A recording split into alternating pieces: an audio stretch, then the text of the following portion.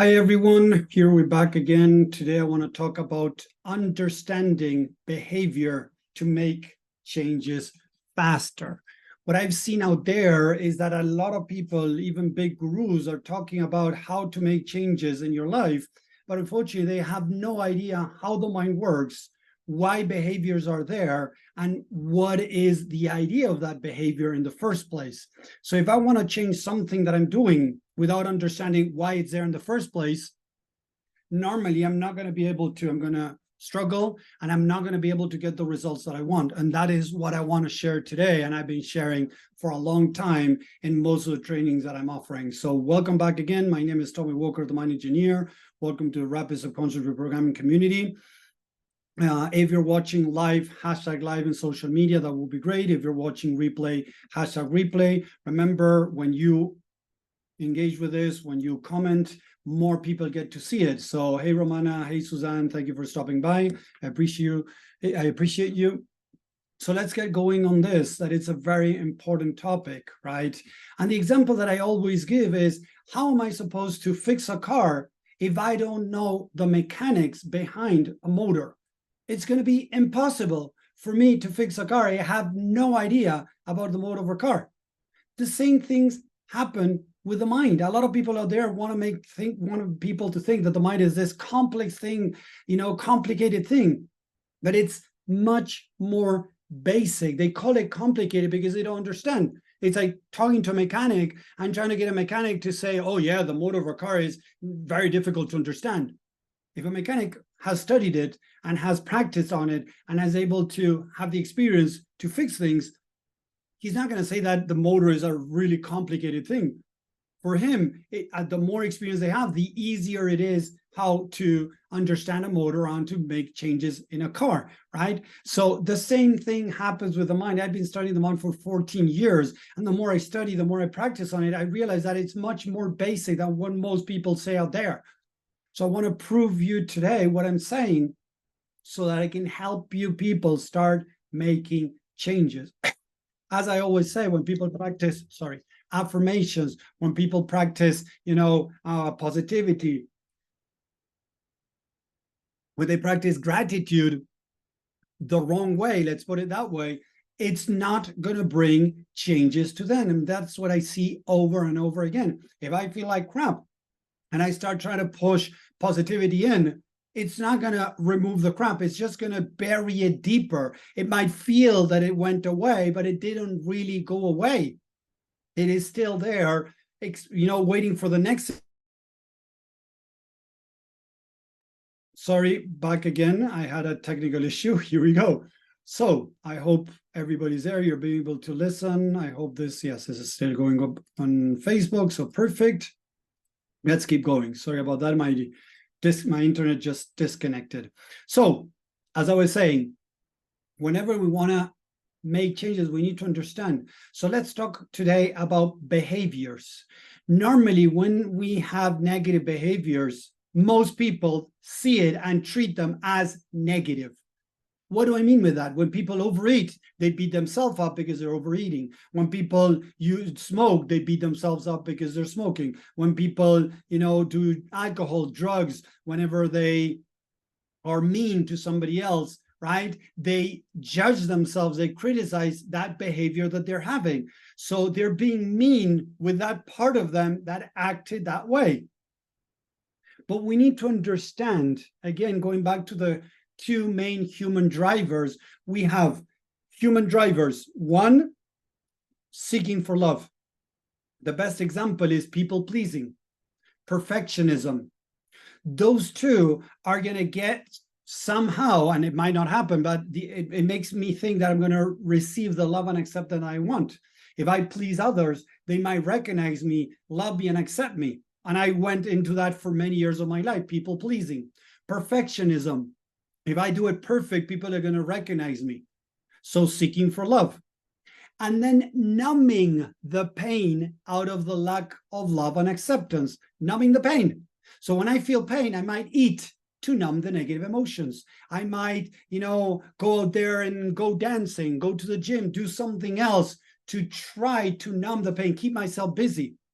But then going to the gym could be another way of receiving love, because if I have the perfect body, quote unquote perfectionism, if I have a good body, I might feel loved and accepted. So then we start finding things that might, in a way, combine. But those are the two main human drivers. Why human? Because then we have spirit. From spirit, we don't need anything. We have everything. We are everything. That from the human side, we're seeking for love, or we're numbing the pain out of the lack of love and acceptance. So if I start treating my behaviors from a place of punishment, rejection, judgment, criticism, I'm adding more stress to the aspect of me that is creating that behavior in an attempt to receive love or to numb the pain out of the lack of love and acceptance. So imagine that when I was a kid, my parents did the best they could, but they didn't make me feel loved all the time. So I don't feel loved. So maybe I started eating to try to numb the pain of the lack of love. Now I'm a grown-up and I keep eating. Why do I keep eating? Because I'm numbing the pain. So now I start rejecting, judging, and criticizing the part of me that created that behavior to try not to feel so much pain. So when I'm judging and criticizing the part of me that is trying to numb the pain, it's going to create more pain. More pain means that I'm going to either eat more, right? Or if the pain is too big, I might swap that for something else. So then I start throwing myself into the gym every day, right? To try to, again, numb the pain inside of me. I didn't solve the problem. Yes, it's better to go to the gym than to eat all day. Don't get me wrong. It's not okay. It's not good for the body to have overweight. Of course, I hear you. But going to the gym from a place of numbing the pain still is not good. Seriously. So you change one problem for another. So the idea is to really understand why that behavior was created in the first place. And something, I had a conversation today with a person that was interested in rapid subconscious reprogramming. He wanted to work one-on-one with me. He was asking, but Tommy, many times I'm doing, I read my book, I read your book, I've been following your trainings. Many times I ask these questions that you're teaching and I don't find the answers. And I told him, the problem is that we need to enter into the pain. We need to come from a loving and learning place. And most people come into those behaviors from a place of denial, rejection, judgment, or criticism. If I come into the mind with that intention of, I want to change this behavior, I don't like it anymore, the behavior or the aspect of me that created that behavior is not going to really open up to tell me what's going on. And look, I'm going to give you a stupid example. If you were working with somebody or with a friend of yours, let's put a friend of yours, right? You go to a friend of yours and you tell them your deepest fears, your deepest problems, and they dismiss them. They tell you don't feel like that. They deny it. They criticize and judge you because you're feeling that way. Would you feel safe to come back and open up to that person again? Yes or no? Type it in the chat. If a friend of yours treats you like that, would you feel safe? Would you feel okay to come back to that person and open up again next time? Yes or no? Type it in the chat. Thank you, Suzanne. No. So if you wouldn't feel safe to open up to a person that is judging you and criticizing you, as it's on the outside, why wouldn't that be on the inside too? If I'm judging and criticizing myself for a behavior, will you be able to open up to understand and letting that part of you show you why that behavior is there? It's not going to happen, people. You need to understand this.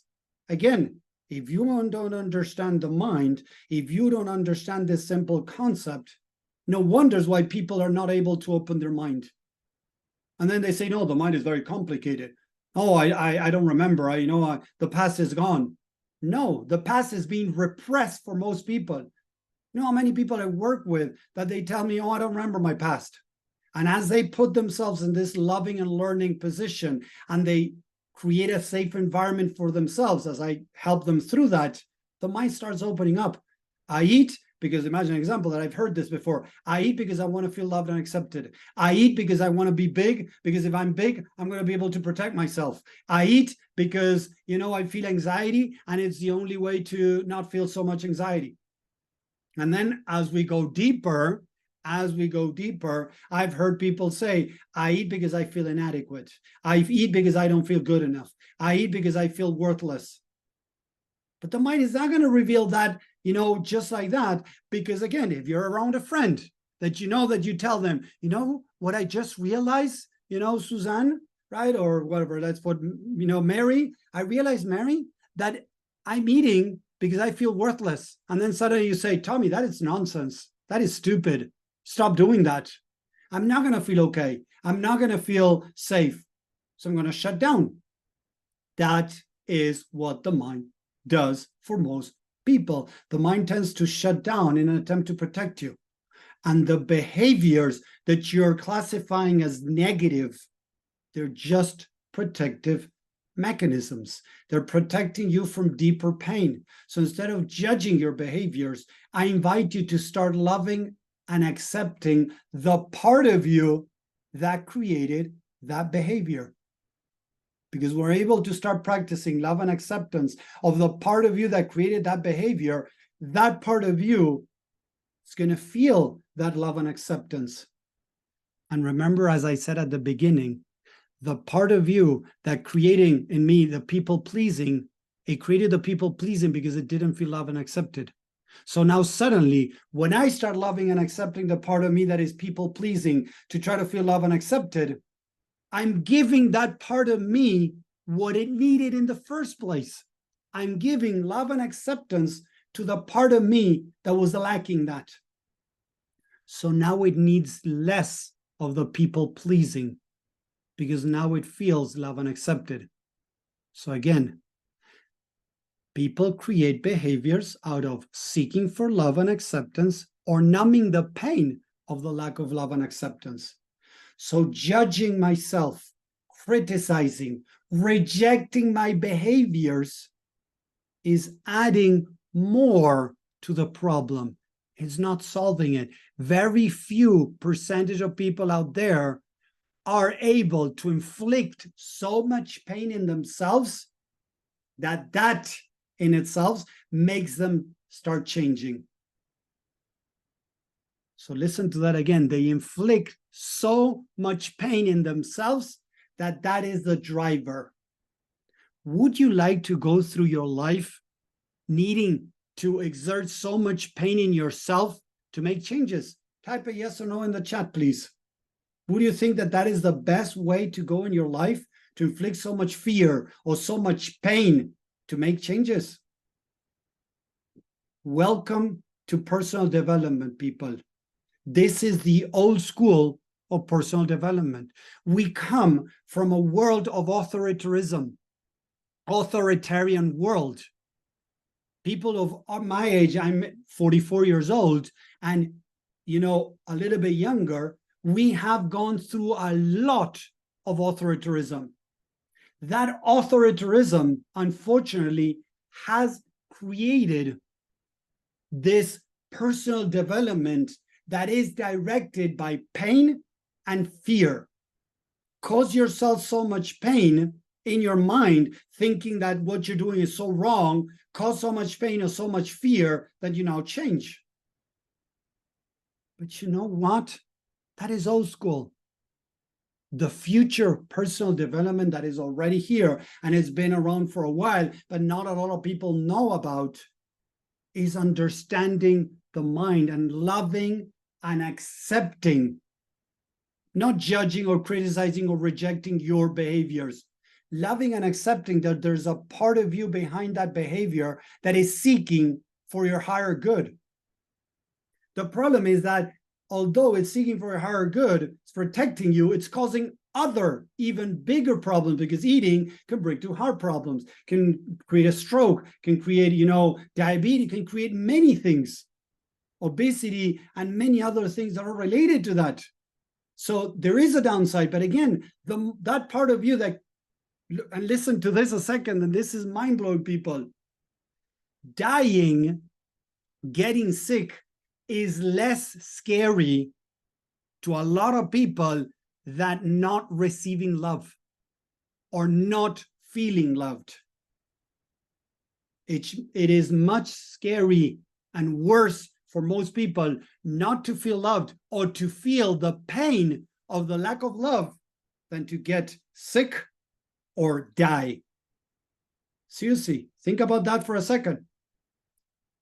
How many people do you know that should be taking care of their health and they're not doing it? They're overeating, they're smoking, and they know it's bad for them. Even people, that end up in the hospital with a heart attack, and they go out there and start eating more junk food.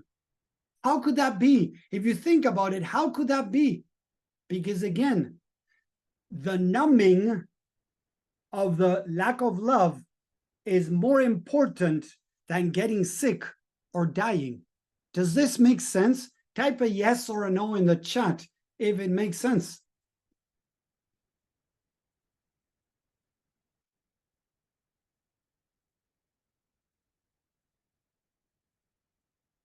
That is scary. Thank you, Suzanne. I'll go back to your question later if you don't mind, Suzanne, what you mentioned there, okay? So again, remember this, human behaviors, seeking for love or numbing the pain out of the lack of love. If I don't feel loved, right, I'm going to need to numb the pain of the lack of love. So I start eating. Now I realize that I could die or get sick from eating. But listen to this. Connecting with the pain of the lack of love is scarier than getting sick or dying. For most people, it's more scary to connect with the pain of the lack of love than the possibility of getting sick or dying. That's why so many people that are having different health problems keep going down that road. Others, the fear of dying, the fear of getting sick and getting worse is so big that they now start taking care of themselves. Few, but some people that get sick and are able to survive then get so scared that now they start taking care of themselves. But they do it from, again, fear. This is what I want you to understand, people. Going through life from pain or fear or pain or pleasure is not the right way to go. This is one of the main things that Tony Robbins teaches, pain or pleasure. Seek things from pleasure or seek for things from pain. Seek for change from pain. Cause yourself so much pain that you want to change. That is Tony Robbins, people. A lot of what he teaches is based on that. Pain or pleasure. I want to invite you to a new paradigm, the future of personal development. It's self-love. If I love myself, I'm going to do what's best for me, not from fear and not from pleasure. Just because I love myself, I'm going to do it. Does this make sense? Yes or no? Romana, I'm seeing what you're writing. Don't worry. We'll address that in a little bit. Okay. Thank you for sharing that. So the idea is to start changing this paradigm of rejecting behaviors, judging behaviors, criticizing behaviors. Instead, understand that behavior is there for a reason and it's trying to protect you, even if it has very bad consequences. There's a part of you that for that part is more important to seek for love or numb the pain out of the lack of love than to change the behavior. Even the bad consequences that that behavior could bring. Again, doing drugs, it can destroy your neurons. It can destroy your body. It can kill you. They can get into an overdose and get killed. But why do they do it? Because the pain of the lack of love is higher than the pain of dying. In their mind, it is more scary to connect with the pain of the lack of love than to die. And most people that do drugs or alcohol, they are told that if they keep doing what they're doing, they're going to die. But they keep doing it. So instead of judging those people that are drug addicts, People that are struggling with alcoholism, instead of judging them, they need to feel loved and accepted. We're not loving and accepting the behavior. We're not okay with the behavior. Don't get me wrong. We're just loving and accepting the aspect of them that is using that behavior to protect themselves. Yes or no? Is that making sense? Please type it in the chat. Yes or no, if that is making sense, people. This is very important. If we're able to start making more sense about behavior, where it's coming from, what is trying to protect me from, now I can start making more changes. But the more I judge myself, I criticize, I reject myself, the more chances is that I'm not going to be able to make changes. I'm feeding the negative behavior, so it brings more of it. Until I don't feel more pain from something else, it's going to be very difficult to change. But neither are good. Continuing with that behavior is not good. Scaring yourself so much or creating so much pain to want to change is not good either. That is old school, old personal development. That is still today going on. Mel Robbins, Tony Robbins, many big names out there are still based on these techniques that are old, that come from authoritarianism. We need to start questioning what we have been taught for so long, because it's not working, people. If you really look, it is not working. These people, Bob Proctor, Tony Robbins, all of these have been around for 40, 30 years. Yes, it's so authoritarian. Exactly, Suzanne. It's so authoritarian that it resonated with some people, with a few. Why? Because that's how we were raised. David Goggins, it's not this other guy, I don't remember his name, right? That it's all about pushing your body to the limits, that he has done amazing things. But by pushing the body to extremes, that is not loving. It doesn't mean that you cannot push your body to more. Don't get me wrong. But from the place that he's doing it from a place of authoritarianism, from a lack of love. That is not love. I don't care what others have to say. That is not love, people. I'm sorry, but that is not love. We got to be very careful, start being able to separate when it comes from love and when it comes from authoritarian. The more you're able to connect with love, the further you're going to go in life. The more you're going to be able to change, because as I said in the first place, if you're struggling with something, and you bring this to a friend of yours, and that friend of yours starts rejecting you, making fun of you, calling you names, judging you because of what you're doing, there are more chances you're going to close up with that friend of yours, and you're not going to change.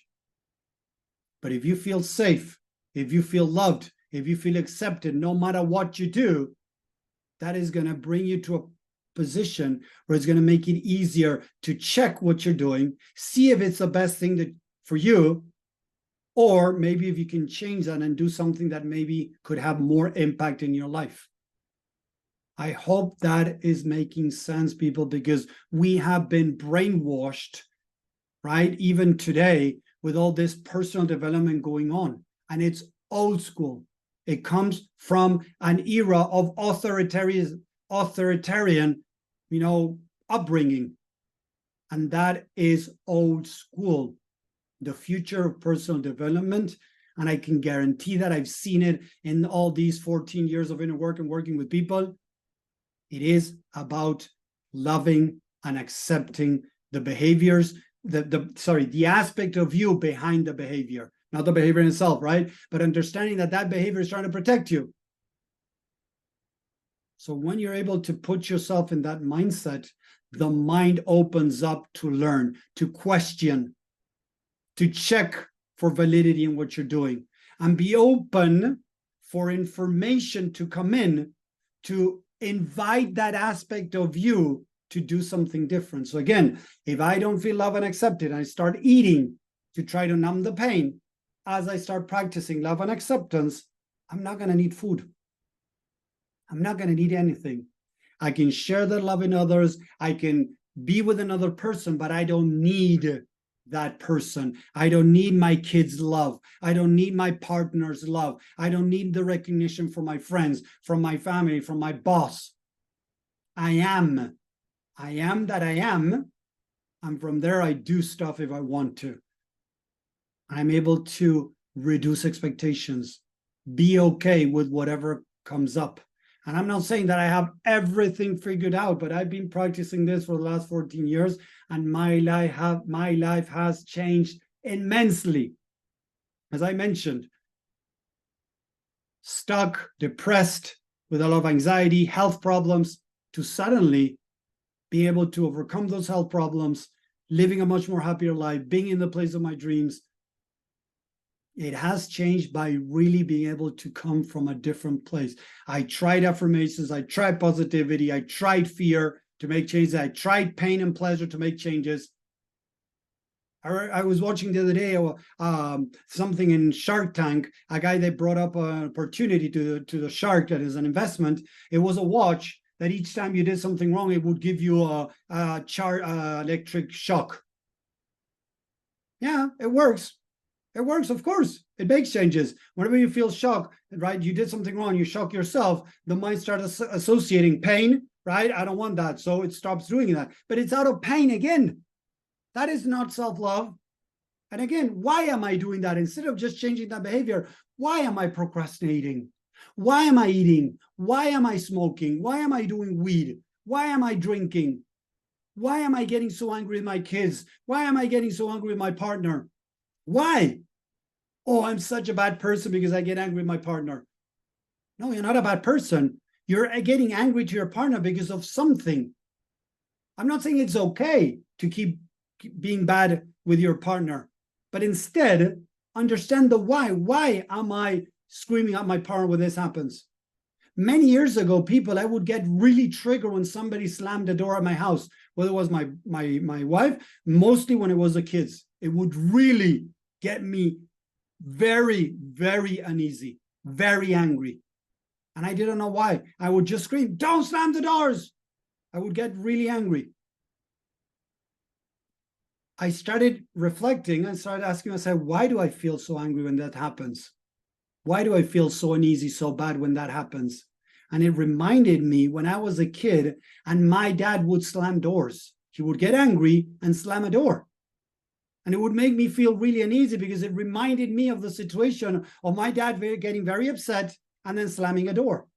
So it brought back that memory. And I wasn't aware of it. It was in my subconscious mind. So I brought it to the conscious mind. I dealt with it. I healed it. I transformed it. And now if a door is slammed, I don't get upset. I just might say, "Hey, is everything okay? Let's try not to slam the door again." Before, I would just lose it. I would just lose it to a scream, right? "Don't slam a door." That was it. But it would, inside of me, I felt really, really bad. So it's important to understand, again, if I would have judged myself about screaming to the family because, "Hey, don't slam a door." If I would have judged and criticized that behavior, I would have never done the connection that it made me feel like I felt as a little kid. And I wouldn't have the opportunity to heal that part of that aspect of me from my past. Does that make sense? Yes or no? One more time in the chat, please. Share with me. Get that in a little bit of engagement there. Is this making sense? Yes, thank you. Yes, perfect. So we need to learn how to love and accept the part of us behind the behavior. If you want to make changes faster, love and accept the part of you that is having that behavior. Understand why that behavior is there. What is it trying to protect you from? And then build from there. But the first most important step, people, is to love and accept. Then understand. If you're able to start doing that, you're able to start making changes. And this is what people experience with rapid subconscious reprogramming. It is, I believe, the new personal development that has been around for a while, but it's, in the background, very few people know about this. And they keep trying positivity, affirmations, gratitude, pain and pleasure to make changes. No, people, no more of that. It's not working for most people. If it's not working for you, Don't keep trying the same thing if it's not working, people. Like Einstein said, if I keep doing the same thing, expecting different results, that's craziness. Seriously, people, think about that for a little bit, because Tony Robbins teaches that. It doesn't mean that it's okay. Seriously, I don't care if he's a million, he has impacted the lives of millions. It's old school. For many years, we wouldn't use helmets, or we would while riding our bike or riding a motorcycle, or wouldn't use seatbelts in cars. That doesn't mean it was the right way to go. Seriously, think about those things that we have realized that we were doing wrong. This is the same thing. I've seen much more changes in people through love and acceptance than through pain and desire, pain and pleasure. No, that is old school, is not working for most people. So if it's not working for you, you are one of the high percentage of people out there that it's not going to work. It's not about pain and pleasure. It's not about fear. It's about love and acceptance. This is the new thing that is coming into this world to make a change in this world. Because there have been studies, this is scientifically proven, studies in jails asking the people in there, how was their childhood?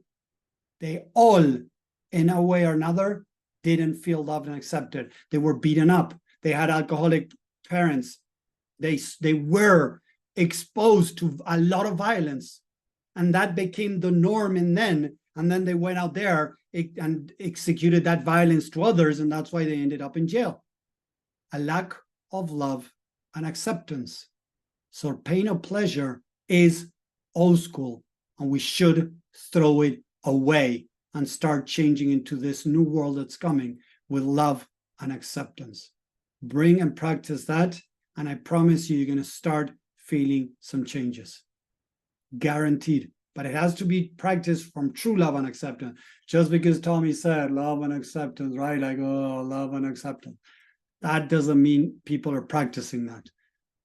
It's true love, connecting with true love, that's going to bring a change. And I used to, when I was a kid, people, I used to listen to a guy in the train when I went back and forth to school, that he would play the bandoneon, I don't remember how you call it, right? He would play like the small piano with air, right? And he would say, only love will save the world. And back then we would laugh at him because it sounded so ambiguous, like only love is going to save the world. Only love is going to save the world. Now I get it, people. Many years later, I got what he meant, truly what he meant. Only love is going to change this world. Only love is going to change your so-called negative behaviors. Only love. And this is what I want to share with the world. And that's what I'm doing, these free calls, these free trainings. I'm offering a lot of my time because I truly want to share a different way to start making changes. So I hope it makes sense. I hope you enjoy this. I enjoy a lot sharing these things and showing people another way. Behaviors are the byproduct of something deeper that needs, that aspect of us needs love and acceptance. Thank you, accordion. Yes, I will. I'll share that. I don't know the name exactly in English. Sorry, I don't remember now. So Suzanne, thank you, people, for watching on social media. Again, if you're watching there, please engage, share, like this. If you're watching on YouTube, subscribe to the channel so you can get more information and you can follow me and get more insight and tools to help you start making changes in your life. Thank you very much again. This is going to be, thank you very much, and I'll see you around. Have a great holiday season that is coming up. So thank you very much, people. Take care. Bye.